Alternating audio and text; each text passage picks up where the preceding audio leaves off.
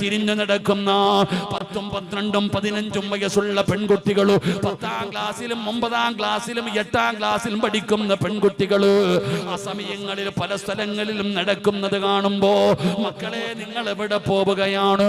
ചോദ്യം ചെയ്യുന്നവരെ കളിയാക്കുന്നവരുണ്ടോ, പരിഹസിക്കുന്നവരുണ്ടോ, അവരെ ഒറ്റപ്പെടുത്തുന്നവരുണ്ടോ?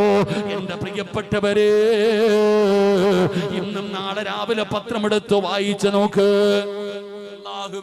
16 വയസ്സുകാരനാണ്, 14 വയസ്സുകാരി. പഠിച്ചവരെ, കൊലപാതകങ്ങൾ വരെ നടക്കുന്നത് 46കാരനല്ല, ചെറിയ മക്കളുടെ കഥയാണോ?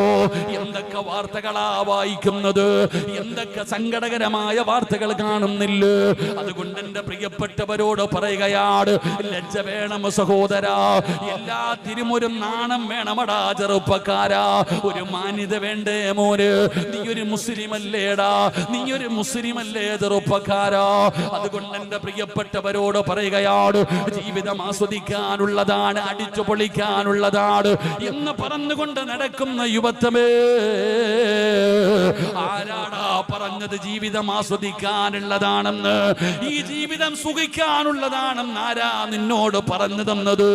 അല്ലാഹു നിന്നെ പടച്ചിരിക്കുന്നത് എന്തിനാണെന്നറിയും?